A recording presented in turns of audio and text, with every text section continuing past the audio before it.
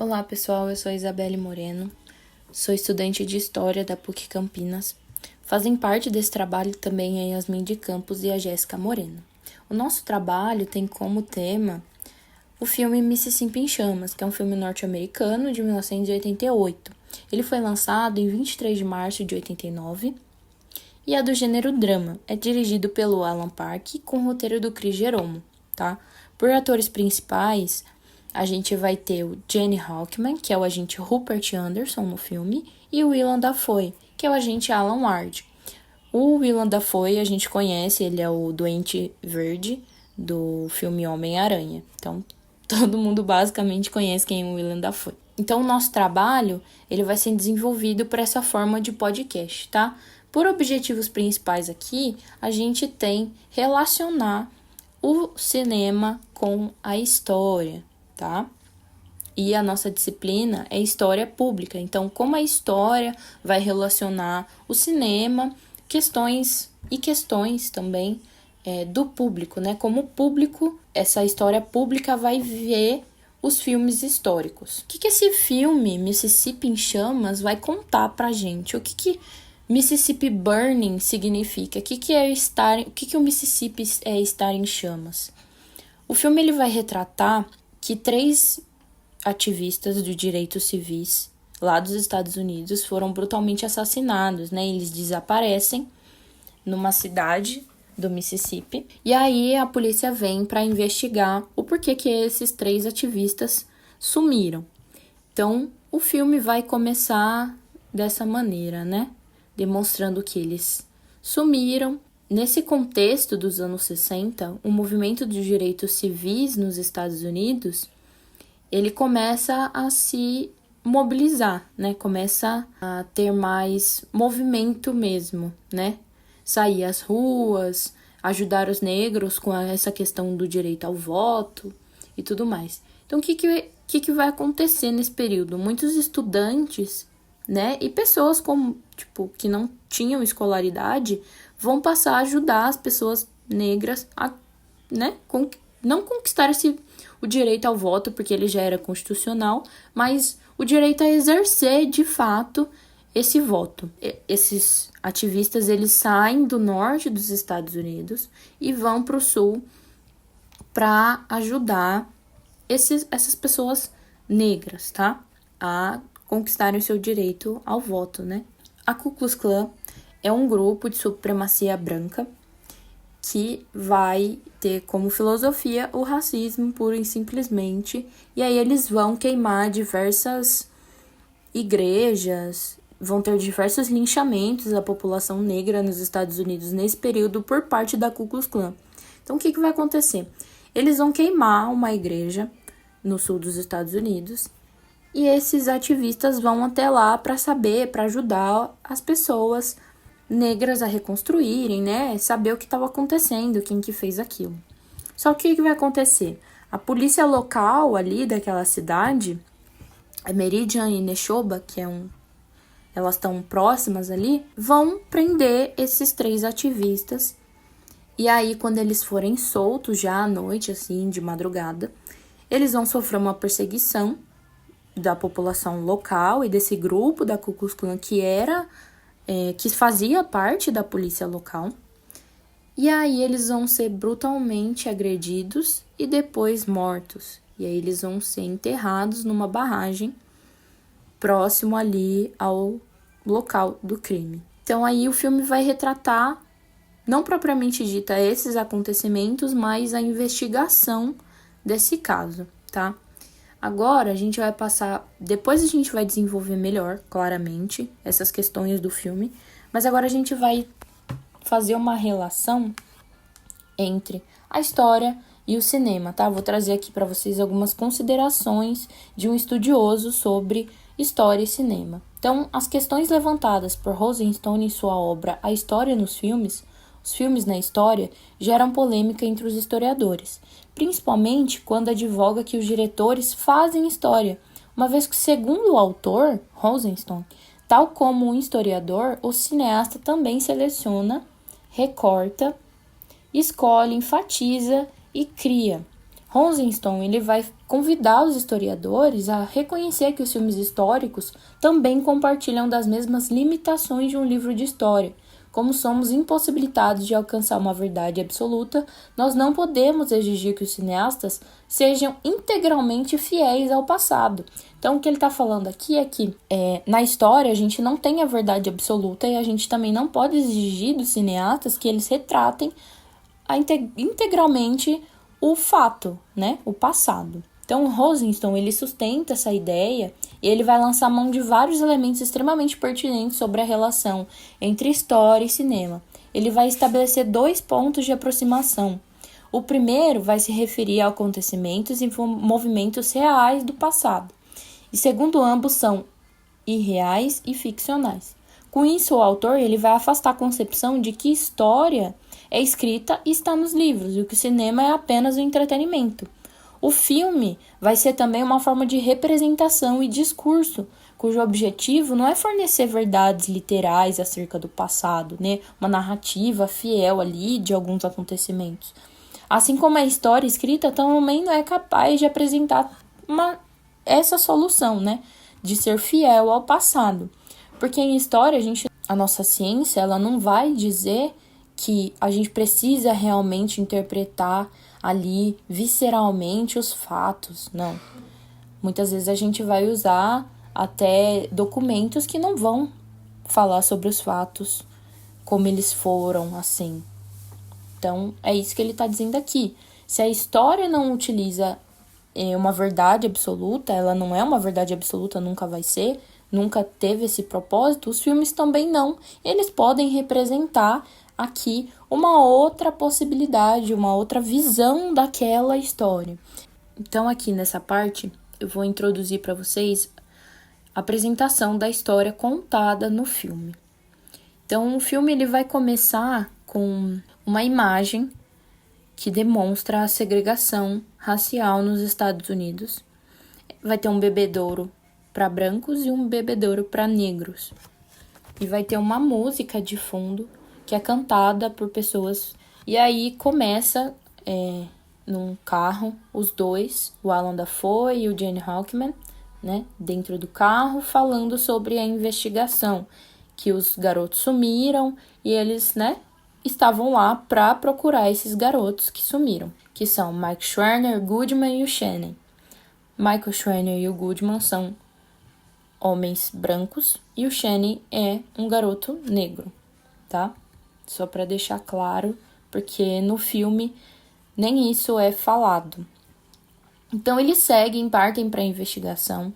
Diversas vezes esse grupo da Ku Klux Klan, que ainda não se sabe ainda, né, se eles são de fato da Ku Klux Klan, a investigação também vai demonstrar isso no filme, que eles são realmente filiados à Ku Klux Klan, estão indo para a cidade lá do Mississippi que ocorreu o fato, para investigar, né, o que aconteceu, quem sequestrou os garotos ou o que de fato aconteceu para eles sumirem, né? Porque o movimento de direitos civis vai entrar em contato com eles, porque eles ficam muito tempo sem dar notícias, e aí eles vão perceber que eles não respondem, né? Não atendem ligações, eles não passaram nenhuma informação para o movimento, né? Então ficam aí sem saber e aí vai começar uma investigação, que vai ser representada pelo Willem Dafoe e o Gene Hackman.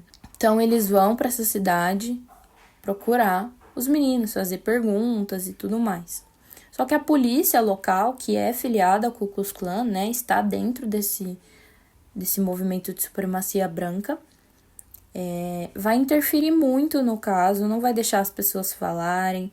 Quando eles forem questionarem, perguntar para as pessoas negras daquele local o que elas sabem, se elas viram alguma coisa, por que queimaram a igreja, várias perguntas que o FBI vai fazer para essas pessoas negras. Depois vai haver uma grande repressão. Então, a Ku Klux Klan ela vai interferir de maneira direta nesse caso, né? E o que vai demonstrar é que foram eles mesmos que mataram esses 3 ativistas. Então, o filme vai retratar isso, a investigação do caso dos 3 ativistas dos direitos civis.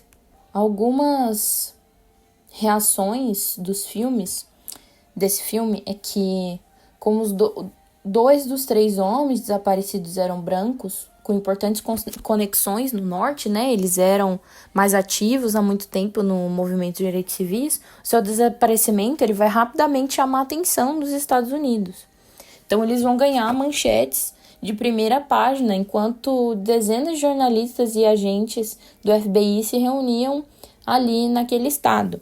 O que não é retratado nesse filme é que, com essa realmente investigação desse caso, foram achados em um lago daquela cidade diversos outros corpos de jovens negros desaparecidos há muito tempo e trabalhadores dos direitos civis também, e que não foram noticiados, ninguém enviou o FBI para procurar aqueles corpos. Eles só vão ser achados porque eles estavam procurando o Schwerner, o Goodman e o Channing.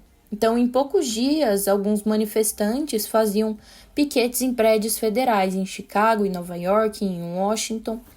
Então, o presidente, até então o Lyndon Johnson, ele vai ordenar que o FBI, nessa época o John Kennedy, ele já havia falecido. Então, o presidente, né, então era o Lyndon Johnson. Ele vai ordenar que o FBI ajudasse os policiais locais na busca pelos desaparecidos. E o assessor do Johnson, ele vai dizer ao presidente que não havia vestígio dos homens em que eles desapareceram da face da terra. Então, colegas de direitos civis temiam ter sido capturados pela Ku Klux Klan. O então governador do Mississippi, ele vai alegar que seu desaparecimento era uma farsa, que o desaparecimento desses jovens era uma farsa. E o senador segregacionista Jim Westland disse ao presidente Johnson que era um golpe publicitário. Então, vai haver, tanto no filme quanto realmente essa interferência para não haver essa busca por esses jovens dos direitos civis. Então, esse caso ele vai chamar a atenção nacional, em parte porque o Schwerner e o Goodman eram ambos nortistas brancos, né? Isso vai chamar a atenção porque eles desapareceram. E aí, a esposa do Schwerner, ela vai chamar essa atenção para as vítimas negligenciadas da violência racial, porque o Channing era um homem negro e ele também desapareceu junto. Então, a investigação, ao longo de julho, os investigadores vão vasculhar os bosques, campos, pântanos e rios do Mississippi, encontrando os restos mortais de 8 homens afro-americanos, que eram aqueles corpos que eu falei anteriormente, que foram encontrados e que não tiveram a mesma investigação que, né, o Schwerner, o Goodman e o Channing. Então, até o final do Verão da Liberdade, que é esse processo, né, essa ajuda do direitos civis, do movimento de direitos civis, aos jovens negros, mulheres negras. Então, até o final do Verão da Liberdade, houve 6 assassinatos conhecidos, 35 tiroteios, 4 pessoas gravemente feridas, pelo menos 80 voluntários espancados e mais de 1.000 pessoas presas. Com exceção desse caso, o FBI não tomou medidas adicionais quando se tratou de violência estatal contra trabalhadores de direitos civis e comunidades locais. Então, se não fosse esse caso, se fosse, vamos supor, só o Channing ter morrido, ele também seria outra vítima que não teria comoção nacional, tá? Então, agora a gente vai passar para vocês entenderem um pouco do contexto dos Estados Unidos nos anos de 1960. Após a Guerra Civil, muitos homens e mulheres negras, eles rumaram para o Sul, atuar como docentes e tutores para a população liberta. O letramento vai passar a significar um valor central associado à liberdade, porque boa parte dos negros que faziam parte do Sul, eles não tinham essa possibilidade, né? Não tiveram a possibilidade de ser letrados. Então, é nesse contexto de repressão e rebaixamento social dos negros, né, após a Guerra de Secessão, que uma série de práticas, que vão ser chamadas de leis Jim Crow, que têm uma simetria aos Black Codes, são instituídas para tirar e controlar o acesso da população negra à sua cidadania plena. Então, qual é a origem dessas Jim Crow, dessas leis que chamam, né, Jim Crow? Ele vai advir de um número de canto e danço chamado Jumping Jim Crow, apresentado pela primeira vez em 1828 pelo Thomas Rice, popular ator ambulante que é considerado o pai dos espetáculos humorísticos e musicais de negros e brancos. Ele vai inaugurar o que a gente chama de blackface, que é pintar o rosto de preto para representar uma pessoa negra, tá? Então, a origem das leis de Jim Crow vem disso, vem de um apelido racista e de um personagem negro que tem uma conotação pejorativa e racista, né? Esse Jim Crow, ele vai ser um negro pobre e sem instrução e que vai ser ridicularizado. Então, essas leis Jim Crow, elas vão consistir em um conjunto de códigos sociais e legais que determinavam a separação completa das raças e limitavam as oportunidades dos afro-americanos. O mais importante foi que as leis, elas não se uniam aos costumes para condenar o crime inefável do casamento, da coabitação, da mera conjunção sexual interracial, de modo a defender a lei suprema da autopreservação das raças e o mito da superioridade branca inata, que vai ser uma das coisas também que a Ku Klux Klan ela vai defender, tá? Essa preservação da raça, essa supremacia racial branca, tá? Essa superioridade. Então, nos anos seguintes, a 1939, né? Durante a Segunda Guerra Mundial, os homens negros e mulheres eles vão constituir a maior parte da mão de obra que não estava servindo às Forças Armadas. Os homens negros logo vão passar a perceber a importância do papel deles que exerciam para o esforço nacional da guerra e a posição importante dos Estados Unidos a um tipo de regime racista para a causa negra. Então, os trabalhadores negros alimentaram as expectativas quanto às melhorias das condições de vida e a redução da discriminação racial, né? Porque o que estava acontecendo na Segunda Grande Guerra? Os Estados Unidos estavam contra um regime racista que era o regime da Alemanha, né? O regime nazista. Então, vai ser significativo nesse sentido que o número de membros da Associação Nacional para o Avanço de Pessoas de Cor aumentou de 50 mil para 400 mil pessoas durante essa guerra. Mais à frente disso, em 1959, o Martin Luther King ele vai criar a Conferência das Lideranças Cristãs no Sul, na esperança, né, na expectativa de organizar negros cristãos sulistas e convencê-los a lutar contra a segregação. Esse começo 1930 ali, quase chegando em 60, ele vai ser bom para organizar todo esse movimento civil para ser contra a segregação racial, né? Não só brancos, mas chamar os negros para a luta contra a segregação. Então, em 1960, um grupo de estudantes ele vai fundar o Comitê de Coordenação Estudantil Sem Violência para lutar contra a segregação por meio das estratégias combativas. Então, o comitê organizou voluntários para registrar os negros como votantes nas eleições em cidades no Mississippi, onde 80% da população vai ser constituída de negros americanos, mas só 1% votava.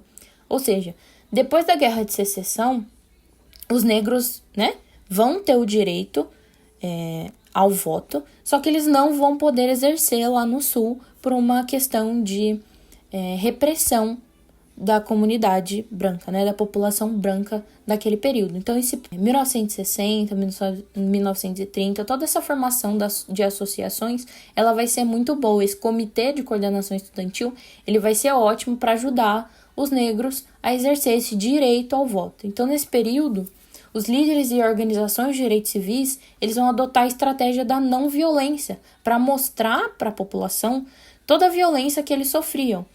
Então, as estratégias deles eram os protestos. Quando chegava a repressão da polícia, eles se sentavam e aí eles eram presos em massa, mas sem reagir, porque era muito televisivo. Então, as pessoas sabiam, elas viam a repressão da polícia àquela população que não estava reagindo. Então, isso vai gerar uma comoção nacional em torno do movimento dos direitos civis para cooperação com os negros, tá? Então, mulheres e crianças, elas também vão ser presas para gerar essa comoção. Então, com o crescente ataque da Ku Klux Klan, porque nesse período eles vão, né, como eu já tinha dito, vão linchar as pessoas negras, vão atacar os locais de espaço dessas pessoas. Então, alguns líderes, eles vão adotar filosofias de violência, eles vão defender o direito contra esses ataques. Então, é dessa maneira que a estratégia da não violência, ela foi dando resultado aos negros, tá? Então, eles vão conseguir vários direitos por meio dessa estratégia de não violência. Com a repressão grande da Ku Klux Klan, boa parte, assim, de alguns líderes, eles vão adotar essas filosofias de violência mesmo, de ataque. Lançada em 3 de abril de 1963, essa campanha ela vai reivindicar o fim das práticas das leis de Jim Crow nas lojas do centro da cidade, de uma cidade do Mississippi. Então, maiores oportunidades de emprego para negros nessas lojas e o estabelecimento de um comitê birracial para planejar a dessegregação das escolas e de outras instalações públicas. Então, eles vão lançar essa campanha contra Jim Crow e vão lutar por todos esses direitos. Então, essa altura, o movimento dos direitos civis, os organizadores vão reconhecer que as suas ações tinham uma força federal, né? A administração do governo Kennedy vai interferir a seu favor. Então, nos melhores casos, ele havia até ali sido relutante com relação a tal intervenção. Apesar, né, da sua declarada empatia pelos manifestantes, o que a gente vai ver é uma brutal repressão a eles. O Kennedy falava, mas em contrapartida vai haver uma brutalidade muito grande contra os manifestantes. Então, quando a gente vê eles lutando pelos direitos civis, quando chega no Congresso, não vai passar por uma questão de que não ia ser aprovado, eles não queriam que aprovasse. Então, apesar de não declarada empatia pelos manifestantes, não foi a brutalidade que esses experimentaram nas mãos dos cães, né, da polícia, que finalmente vai convencer a propor tal lei, como mostra um historiador, né? De maneira convincente, teve uma manifestação de 11 de maio, né, que os negros se voltaram contra os brancos. E aí, o que vai representar mesmo é esse divisor de águas, porque quando os negros vão para cima dos brancos, que o Kennedy fala, opa, vamos quebrar essas Jim Crow, porque senão eles vão contra nós. Então, o Kennedy, ele cresceu acostumado com esses ataques segregacionistas, né, contra os manifestantes.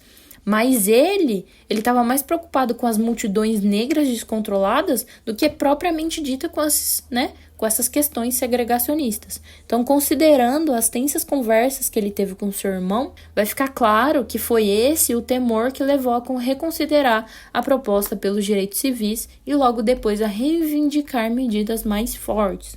Então, não foi a compaixão com os negros, foi eles estarem descontrolados contra os brancos. Logo depois, o Kennedy morre, e aí a lei queria tornar ilegal as leis de Jim Crow enfrentariam problemas de paralisação. Então, vários políticos vão impedir que essa lei, que iria tornar ilegal a Jim Crow, fosse para frente. Então, o Malcolm X, que é um ativista que vai estar muito presente nesse período, ele vai discursar em 3 de abril de 64 na cidade de Cleveland, no qual ele detalhou a sua orientação. Gostaria de ler esse trecho para vocês, porque é de extrema importância a gente ver como, a partir daí, que alguns líderes eles vão assumir essa posição de violência, né? O Malcolm X ele já tinha essa adoção da violência, não propriamente dita, vamos ser violentos, mas se posicionar contra esses ataques, né? Pegarem armas para se posicionar contra esses ataques contra os negros, tá? Então ele diz: se um negro, em 1964, tem de esperar sentado para um senador branco falastrão, obstrucionista aos direitos das pessoas pretas, porque você e eu deveríamos nos afundar em vergonha? Vocês falam da marcha sobre Washington de 1963, vocês não viram nada. Tem mais coisas acontecendo em 64, e dessa vez eles não irão como foram no ano passado. Eles não irão cantando We Shall Overcome, que é uma música que era tema, né, dos direitos civis, eles sempre cantavam. Ele continua. Eles não vão com amigos brancos, não vão com placas que já estão pintadas para eles, não vão com passagens de ida e volta, irão com passagem apenas de ida.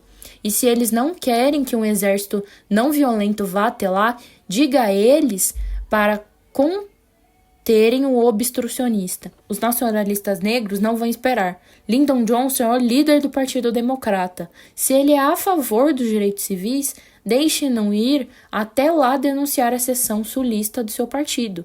Deixem-no ir até lá agora mesmo para assumir uma posição moral. Agora mesmo, não depois. Digam a ele para não esperar até o próximo período eleitoral. Se ele esperar muito, irmãs e irmãos, ele será o responsável por permitir que se desenvolvam nesse país as condições que criarão um clima de onde brotará sementes, que tem uma vegetação nas quais, em sua extremidade, algo que essas pessoas nunca sonharam. Em 1964, ou é o voto ou é a bala. A partir dessa ação, você tem uma reação. E essa vai ser a reação do Malcolm X ao obstrucionismo, né, dos políticos em relação a essa lei. Isso vai demonstrar a irritação e a posição clara que o Malcolm X tem. E aí o obstrucionismo foi eventualmente contido pelo Lyndon Johnson, que vai assinar, né, o fim, vai tornar ilegal essas leis da Jim Crow em 2 de julho de 1964. Um mês praticamente depois do que esses 3 ativistas dos direitos civis desapareceram. De acordo com a memória coletiva, né, de algumas pessoas estadunidenses, os presidentes Kennedy e Johnson, bem como a Polícia Federal, né, o FBI, eles eram simpáticos à luta racista. O que o filme vai mostrar aqui pra gente, eles vão retratar, né, o FBI como heróis e o governo federal como segregacionistas. Então, nada pode estar mais longe da verdade. Os irmãos Kennedy eram altamente acautelados, prezando os movimentos militantes e seus líderes, inclusive Martin Luther King, e relutantemente oferecendo poderes federais para proteger os ativistas do Sul. Então, quando eles sofriam repressão lá, o Kennedy ele não mandava tropas, forças, os soldados para ajudar esses ativistas, né? Ele só ignorava. Então, geralmente tarde demais ele enviava e com forças insuficientes, como podemos constatar com a descoberta dos corpos, né, daqueles jovens negros no pântano do Mississippi na busca pelos trabalhadores de direitos civis. Quando eles estão buscando lá o Schwerner, o Goodman e o Chaney, eles encontram aqueles 8 corpos de jovens negros que estavam desaparecidos há muito tempo e que não tiveram essa comoção, né? Então, a esperança das elites dominantes de que a aprovação compraria a paz interna foi seriamente questionada. Então, eles conseguem, mas não gerou uma paz interna, né? Não obstante, o descontentamento organizado na forma de protestos não violentos por direitos civis, ele vai diminuir nesse período, que vai ser amplamente durante a segunda metade daquele ano. Então, mais para o final de 1964, os protestos eles vão diminuir, mesmo com a violência contínua que os ativistas enfrentavam, né? Como o sequestro e o assassinato desses 3 trabalhadores dos direitos civis naquele verão, no Mississippi. Isso se deveu principalmente pela decisão da liderança dos movimentos civis de chamar uma moratória aos protestos com a aproximação das eleições para presidente e os outros cargos em novembro. Então, eles iam se voltar mais para a inscrição do que propriamente dita para sair às ruas, né, fazer manifestações. Então, nesse contexto ainda de 1960, para evitar uma nova depressão, agora a gente vai introduzir, né, uma parte mais de como estava a economia, de como era a vida dos negros nos Estados Unidos. Então, para evitar uma nova depressão, os Estados Unidos vão adotar uma propaganda de nação mais cívica, que adotasse cada vez mais a coexistência pacífica com as minorias, o que a gente vai ver que não é verdade, né? Porque comumente a gente viu aí que eles vão enfrentar repressão. Então é nesse período que o presidente Lyndon Johnson ele buscou estabelecer o combate à pobreza por meio de um projeto que ele vai chamar a Grande Sociedade. Esse projeto ele buscou estabelecer o combate à pobreza através desse programa Guerra à Pobreza, tá? Ele vai chamar assim. O argumento do presidente era de que o avanço econômico do país era preciso atacar a pobreza e a injustiça racial. Então, ele vai priorizar as áreas de saúde e educação. Nesse período, o presidente lançou diversos programas sociais para impulsionar a economia e ampliar as oportunidades econômicas para jovens negros e pobres, programas de habitação e saúde. O que, assim, de fato não vai ajudar, porque a gente vai ver depois que vai cair tudo por terra, tá? Até então, o governo federal ele não havia encarado a defesa da vida dos negros no Sul como prioridade. Então, poucas semanas após a marcha sobre Washington em 1963, o presidente Kennedy pediu ao Congresso um projeto de lei de direitos civis, o que atacou os grupos racistas, né? Eles já estavam em conflito. Então, quando ele coloca essa questão do Sul, eles vão começar a se movimentar, né? Vai ter ali um descontentamento. Então, eles vão começar a declarar a inconstitucionalidade dos projetos de lei e acusaram o governo federal de infringir ilegalmente o direito dos estados e romper com o federalismo. Então, após 3 meses da marcha, o Kennedy ele vai ser assassinado e o Johnson, em seu lugar, vai assinar a Civil Rights Act. E aí, diante da mobilização dos trabalhadores negros, ele vai elaborar um projeto político que refletia as demandas dos negros e brancos pela igualdade racial, contudo sem ultrapassar, logicamente, os limites estabelecidos pelas forças do capitalismo. Tá? Tudo tem, né, seu limite ali para aqueles liberais.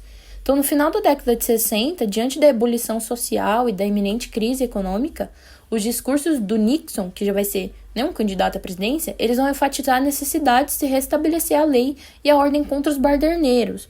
Esse discurso de violência que os líderes negros vai ser usado contra eles mesmos, tá? Para falar que aí precisa voltar, né, restabelecer a lei para manter esses baderneiros e radicais fora ali de circulação, para não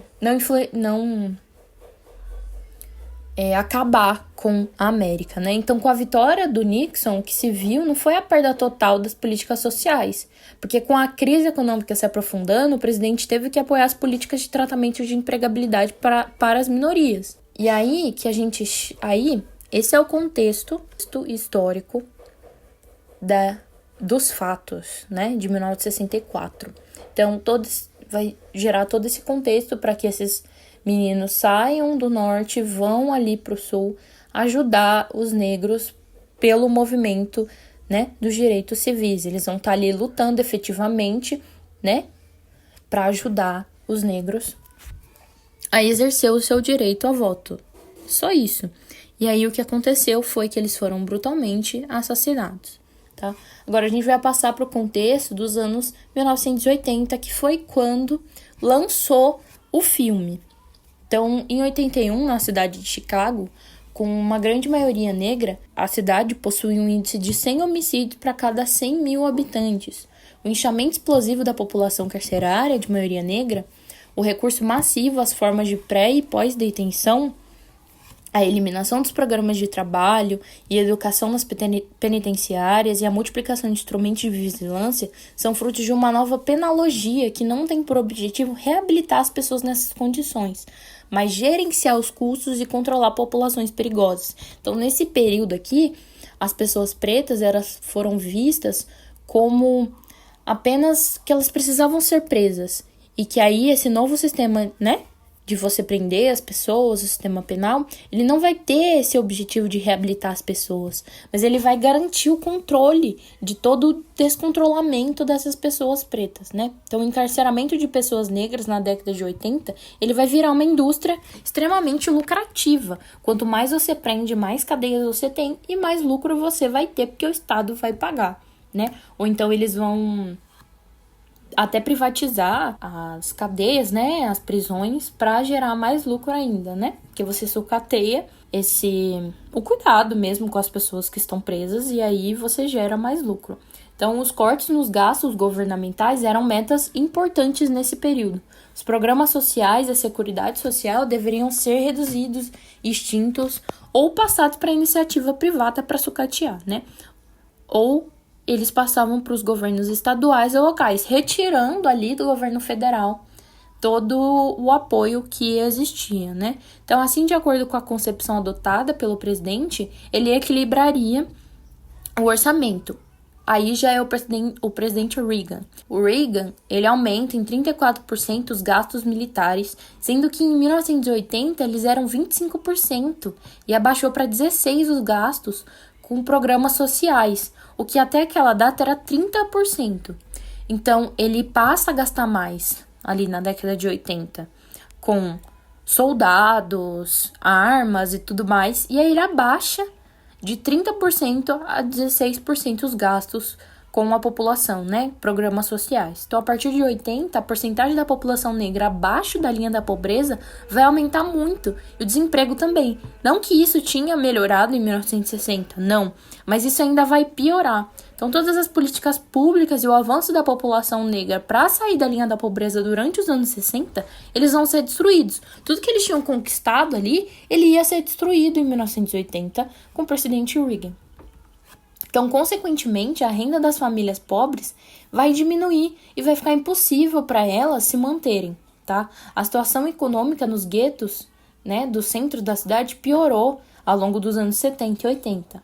Um terço da população negra vai ficar abaixo da linha da pobreza, sem recursos suficientes para a educação e outros recursos públicos, né, carente de emprego, treinamento ou oportunidade.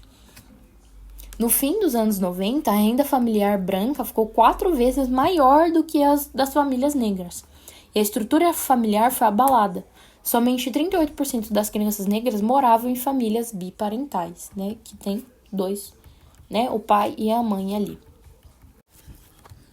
Agora eu queria fazer uma amarração com vocês, trazendo tudo isso que a gente entendeu dos contextos, para juntar, né, com as reações ao filme Mississippi em Chamas. Então, eles queimavam as igrejas, queimavam todos os ambientes de coletividade negra. Por isso que o filme está dizendo Mississippi em Chamas, porque eles queimam toda a participação negra. Então, o filme, propriamente dito, ele vai ter uma crítica muito positiva em relação a críticos do cinema, né? E ele vai refletir sobre a importância do tema e a permanência da segregação e o quanto ela é velada. O filme, então, ele vai ser bom para mostrar o quanto essa violência ela ainda tá naquela sociedade, tanto em 1960 quanto em 1980. Mesmo com a ilegalidade das leis de Jim Crow, isso vai continuar, isso só continuou em 1980, demonstrou isso com a quebra desses programas sociais e a Ku Klux Klan ainda ativa. A Ku Klux Klan, ela nunca parou, nunca foi ilegal. Então, alguns críticos, né, vão ressaltar a negativa de que o filme não traz a visão dos elementos reais da história, que pra gente não faz diferença nenhuma, porque ele tá representando, né, de forma diferente. Ele não vai demonstrar ali o fato, né, todos os dias, qual foi a investigação, o que sucedeu e tal. Ele não quer isso, ele quer demonstrar a investigação.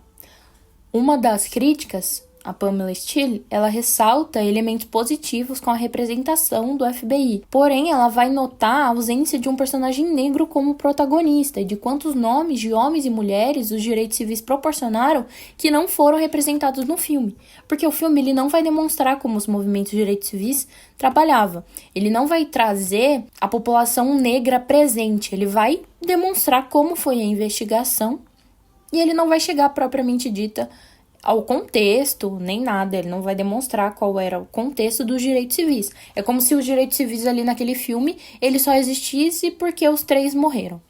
Então, com os 3 morrendo, os direitos civis não existem mais, porque, como a mulher do Schwerner disse, só teve a investigação porque o marido dela e o Goodman morreram, né, desapareceram, porque senão não teria. Então, o que a gente está querendo dizer aqui? O filme, ele quis retratar não o contexto propício para os negros naquela época, mas só como os brancos, o FBI, ele descobriu o caso e salvou os brancos. Só que ele não salvou nada, porque os meninos estavam mortos já, entende? A população negra tinha medo naquela época e não deixou de ter medo porque sofreram repressão durante toda a investigação. As críticas, elas vão seguir nesse sentido de que o filme não vai representar os fatos de acordo com a história e deu protagonismo a elementos brancos, né? Ele sempre vai enfatizar essa coisa do FBI, de ser branco e tudo mais. Então, quando na verdade foi a mobilização dos negros que vai pressionar o governo, né? Porque o governo ali, depois da marcha de Washington, depois do 11 de maio, né, que os negros foram para cima dos brancos, o que vai acontecer? Eles vão ter medo do que a população negra pode fazer com uma situação dessas. Então, o filme histórico, ele não vai ter compromisso com a verdade, como a gente já tinha falado, e ele vai possuir uma linguagem de outros meios difusores de informação, cabendo assim o historiador dessa modalidade encarar o filme como um novo documento que diz sobre algo sobre aquilo, que é o que ele está demonstrando pra gente. A gente viu o contexto, a gente viu o que aconteceu, mas o filme ele tá demonstrando uma outra posição pra gente. Ele não tá demonstrando a narrativa dos acontecimentos propriamente dito, mas ele está demonstrando sim uma clara posição pra gente de que os brancos são os salvadores, né? E de como o FBI prosseguiu com aquela investigação. É claro que também ele não vai representar fielmente a investigação do FBI, por quê? Da investigação, muitas vezes eles não podem ser divulgados por conta do julgamento e tudo mais, eles nem tinham sido julgados ainda. Então, não podia ser passado ali no filme, né? Eles não tinham acesso a algumas coisas, que nem o delator. Não se sabe a investigação da polícia, o documento da polícia redigido sobre o caso, ele não diz quem foi o informante sobre os corpos. E no filme ele vai demonstrar, ele vai colocar que é a mulher, a esposa de um dos oficiais que participou do crime, o que a gente não sabe se é verdade ou não. Mas esses elementos ficcionais, ele vai ter uma finalidade, né? Ele tem um propósito ali. O Parker, provavelmente, ele não teve esse acesso ao laudo da polícia, documento oficial, para saber das informações. Então, quem que foi esse informante, né? Que delatou onde estavam os corpos das vítimas, porque eles ficaram procurando e os corpos estavam enterrados próximo ali daquela cidade, mas eles não sabiam, eles achavam que os meninos tinham só desaparecidos, não que eles estavam mortos. Então, o que a gente percebe é que nem todos os filmes possuem um posicionamento claro, ou quando tem, por vezes é tirado, ele vai ser traído pela própria construção do cinema clássico, né? Ele tá demonstrando uma posição ali contrária ao que estava acontecendo. E se tivesse, né, retratado os direitos civis ali, provavelmente essa obra ela ganharia muito mais visibilidade se assumisse essa postura que defendesse a tendência dessa época, o que não foi feito. A obra ela vai ser cuidadosamente trabalhada para deixar o espectador, negro ou branco, ele seja qual for, impactado com a violência que foi desferida contra uma minoria desfavorecida. Então, eles vão colocar bem essa repressão. Sempre que o FBI falava com a população negra, a Ku Klux Klan, aqueles policiais, as pessoas brancas daquela cidade, batia, queimava a casa das pessoas, ia na igreja e queimava a igreja dessas pessoas, influenciava diretamente na vida dessas pessoas. Por isso que os negros não quiseram, no filme, ajudar, né, o FBI, porque eles tinham medo da repressão. Então, no filme, nenhum branco vai ser entrevistado pela polícia, a não ser quando um garotinho negro fala para os policiais que eles não deveriam estar interrogando os negros, porque os negros não tinham feito nada. Quem fez foi a polícia. E aí sim começa, de fato, uma investigação no filme contra a polícia, né, os policiais locais daquela cidade. Mas aí o filme se volta só para isso. Nenhuma população civil, né, vai ser investigada. A população civil branca, no caso. A não ser os suspeitos do crime, né? Já os negros, mesmo não sendo suspeitos, eles vão ser interrogados toda hora e vão sofrer a repressão, porque a Ku Klux Klan achava que os negros estavam cooperando com o FBI. Então, a imprensa não entrevista nenhum negro, mas os brancos moradores da cidade, sim, vai ter suscetíveis entrevistas e nenhum negro vai ser entrevistado, mas os brancos vão ser em massa entrevistados pela imprensa e eles vão falar que os negros são bem tratados no Mississippi e tudo mais. A figura do Martin Luther King também, que era uma figura, um líder que se posicionava contra, né, que estava ali nos direitos civis, estava ativamente, ele ia preso e ajudava essas pessoas, né, ele é usado em algumas falas para ressaltar que a influência da mídia sobre o caso do Mississippi, eles citam Martin Luther King, mas eles não falam quem é, pelo que ele estava lutando. Então, não tem esse aprofundamento. Aí na entrevista, um dos líderes da KKK vai falar abertamente que os brancos do Mississippi estão ali para proteger a democracia anglo-saxônica e a América. E além disso, eles não vão ter medo de esconder o seu ódio. Então, quando eles são entrevistados, vai virar realmente um espetáculo televisivo. E aí eles vão falar abertamente do seu ódio aos negros para a televisão. E a única referência e a resistência dos negros é uma passeata que dura uns 20 segundos na tela e não existe o protagonismo negro nesse filme. Uma das cenas que se encaminha mais pro final, ele vai mostrar uma reunião religiosa onde são vistas pessoas negras e brancas, para passar a imagem de que depois do crime, né, depois que foi solucionado o crime, os brancos dessa cidade entenderam que o racismo é errado, o que não vai acontecer. Essas pessoas racistas elas vão continuar racistas, só que agora mostraram isso, o movimento de direitos civis conseguiu mostrar isso para todo mundo. Então o poder público ali, ele vai ser apresentado como permissivo e insolente, nos levando a acreditar que o sul dos Estados Unidos não seguia as leis da nação e desrespeitava os direitos humanos. Não vai falar abertamente, né, olha, estão infringindo as leis, isso é ilegal, né, não deixar os negros votar é ilegal porque tá ali na Constituição, né, não vai ser abordado isso, mas intrinsecamente, quando a gente conhece o contexto, a gente entende que é isso que eles querem passar com esse filme. Então, no filme, há um conflito declarado entre o poder local, que é a polícia, né, o prefeito, os líderes ali da Ku Klux Klan, que são alguns políticos, e o FBI, que não poupa esforço para encontrar os rapazes desaparecidos. O FBI enfrenta esse poder local e é apresentado como uma ferramenta do Estado, que o Estado seria justo e defende a todo custo o cumprimento da justiça. O que a gente viu que também não é verdade, tá? Então, por vezes, somos levados a indagar se a história é sobre o desaparecimento dos ativistas ou se é a ação do FBI no desaparecimento dos ativistas. Porque durante a década de 60, o FBI ele não vai ser bem visto pela morte do Kennedy. Tanto que um dos personagens, que é o delegado daquela cidade, ele vai falar: o FBI não teve capacidade, não prever a morte, né, do Kennedy, de não cuidar dele.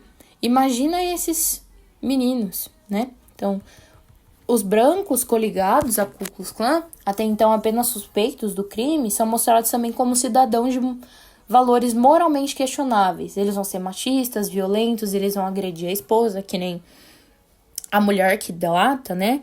Onde os corpos estão escondidos, ela vai ser agredida brutalmente pelo marido.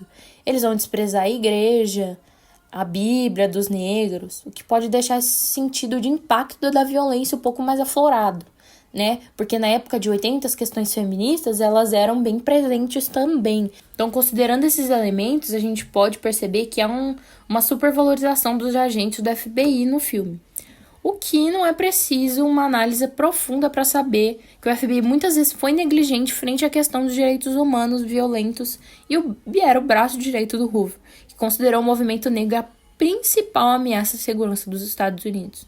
Toda a construção da obra nos leva a crer que o FBI realmente admira os membros militantes dos direitos civis, o que a gente pode ver contrapondo os contextos históricos que não é verdade, né? O FBI, ele pôde sim ajudar, claro, fez a grande diferença nesse caso, só que para a grande maioria da população preta, ele não fez diferença nenhuma, né? Ele ajudou a combater esse movimento, ele ajudou com a segregação, ele ajudou na repressão dos movimentos de direitos civis. Então, outro aspecto importante a ser destacado é a forma com que o negro é representado no filme. Com algumas exceções, os negros são mostrados como uma massa passiva, amorfa, né, apática, sem ação e sem personalidade. Eles fogem ou sofrem quietos, suas ações dificilmente colhem um resultado positivo. Então, eles não vão mostrar ali o poder efetivo dos negros que estava sendo construído, né? É como se eles não tivessem feito nada quando o Chaney sumiu, quando o Schwerner e o Goodman sumiram. Tá? É como se eles fossem apáticos, eles aceitassem essa segregação passivamente e eles estavam, né? Estava tudo bem com eles em relação a isso. Então, todo o processo investigativo, bem como a condução E a resolução do caso é feita por brancos, principalmente pelo FBI, com uma participação elementar da senhora Pell, que é essa esposa, né, do policial que participou desse crime. Então, outra característica do filme que não apresenta claramente e vai contribuir para a nossa análise, né, é a resolução de um dos conflitos já apresentados. As diferenças de Anderson e Ward só são postas de lado quando ambos têm um surto de emergência e resolver o caso.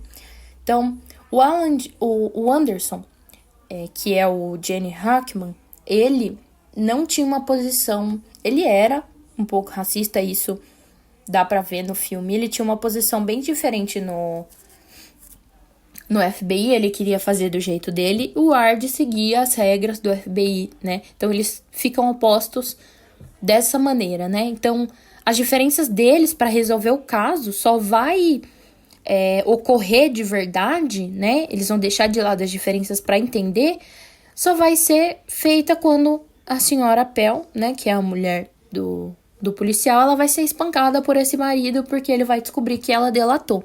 Então, quando ela é espancada, eles falam, opa, vamos resolver esse caso logo, porque senão as pessoas brancas, né, vão começar a sofrer repressão. Então, depois de ambos verem cenas de muita violência com vários negros sendo espancados de forma gratuita, quem desperta a cooperação e, consequentemente, a resolução do caso é uma mulher branca.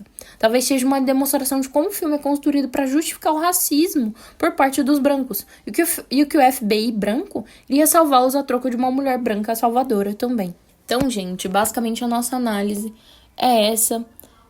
O filme é bom sim para mostrar a segregação e a violência que os negros estavam sofrendo, só que ele adota essa posição, né, de demonstrar os negros como passivos, apáticos, e não demonstrar que o contexto era de luta e de resistência.